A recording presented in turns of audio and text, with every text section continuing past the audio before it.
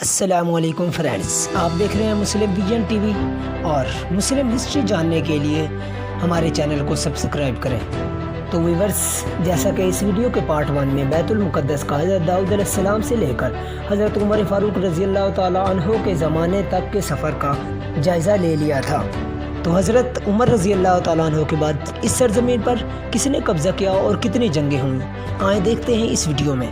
جب حضرت عمر رضی اللہ تعالیٰ عنہ نے بیت المقدس کو فتح کیا تو وہاں ایک مسلمانوں کی عبادت کے لیے مسجد تعمیر کروائی۔ اس کے 50 سال بعد 72 ہجری میں اموی خلیفہ عبد الملک بن مروان نے ایک مسجد تعمیر کروائی جس کا نام مسجد اقصی رکھا گیا۔ حضرت عمر رضی اللہ تعالیٰ عنہ کی فتح کے بعد مسلمانوں نے تقریباً 400 سال تک بیت المقدس پر اپنی حکومت قائم کی اور اسلام کا پرچم بلند کیا، اور مسلمانوں کا اقتدار 1099 عیسوی تک قائم رہا، اور 1099 عیسوی میں ایک بہت بڑی جنگ نے بیت المقدس کا رخ کیا اور عیسائیوں نے مسلمانوں پر جنگ مسلط کر دی۔ عیسائیوں کی بہت بڑی فوج نے بیت المقدس پر حملہ کر دیا جس سے لاکھوں مسلمان شہید ہوئے، اور بیت المقدس پر عیسائیوں نے قبضہ کر لیا۔ بیت المقدس پر قبضے کرنے کے بعد عیسائیوں نے مسجد اقصی میں بہت زیادہ رد و بدل کی اور اس میں کمرے بنا لیے اور اس کا نام بھی تبدیل کر دیا۔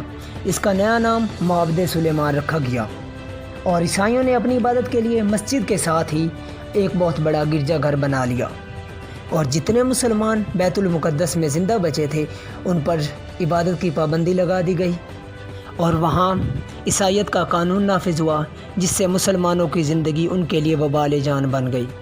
جنگ کی 3 دہائیوں کے بعد مسلمانوں کے ایک گھرانے میں ایک مرد مجاہد نے جنم لیا اور والدین نے اس کا نام صلاح الدین رکھا، اور یہ مرد مجاہد بعد میں سلطان صلاح الدین ایوبی کے نام سے مشہور ہوا، اور جسے تاریخ ہمیشہ اپنے اوراق میں یاد رکھے گی۔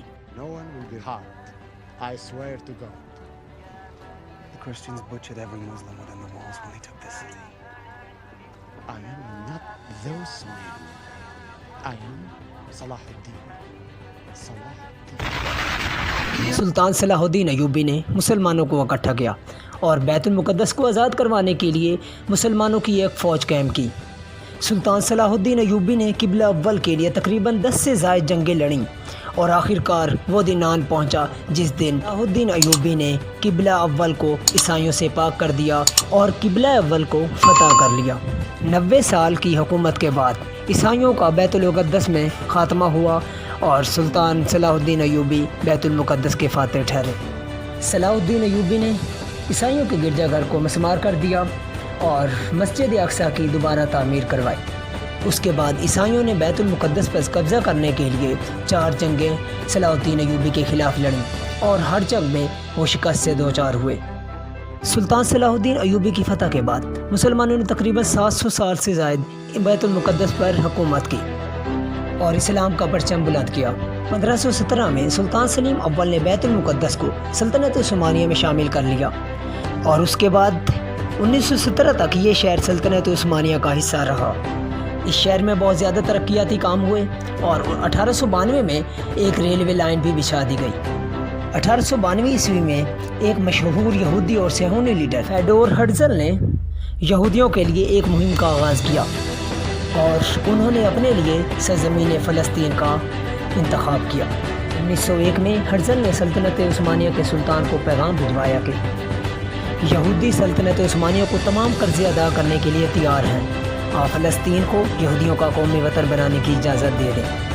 تو سلطان نے اس کا جواب دیا کہ میں سرزمین فلسطین کا 1 انچ بھی یہودیوں کو نہیں دوں گا، کیونکہ فلسطین میرا نہیں بلکہ امت کا ہے، اور امت نے اس سرزمین کے لیے اپنا خون بہایا ہے۔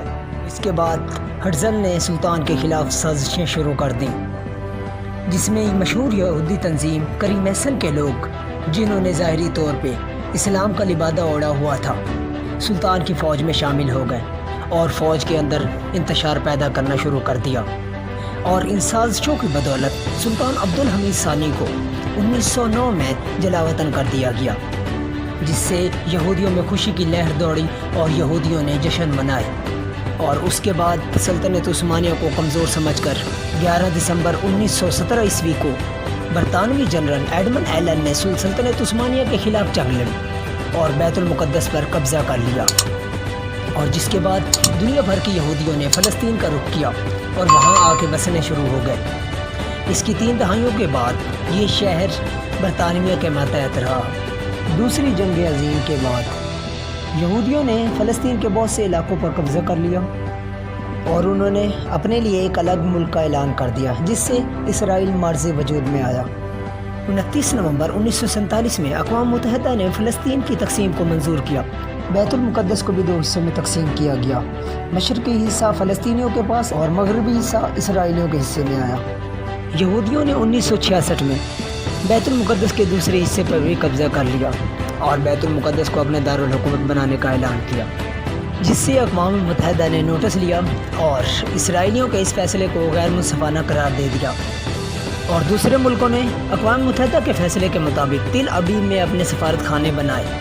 یہودیوں کا سب سے بڑا حامی اور مسلمانوں کا سب سے بڑا دشمن ڈونلڈ ٹرمپ، جو کہ آج امریکہ کا صدر ہے، 2017 میں اس نے اعلان کیا کہ بیت المقدس کو اسرائیل کا دارالحکومت بنایا جائے۔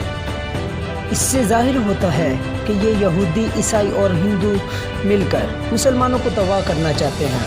فلسطین کے وہ مظلوم لوگ جنہیں آئے دن اسرائیل کی فوج ظلم و ستم کا نشانہ بناتی ہے، منتظر ہیں کہ کب صلاح الدین جیسا نڈر انسان اس دنیا میں پیدا ہو، فلسطینیوں کی مدد کرے گا اور بیت المقدس کو اسرائیلیوں سے آزاد کروائے گا۔ اور یہ سوالیہ نشان ہے آج کے مسلمانوں کے لیے۔ تو ویورز، ویڈیو کو لائک کریں اور مسلم ویژن ٹی وی کو سبسکرائب کریں۔ شکریہ۔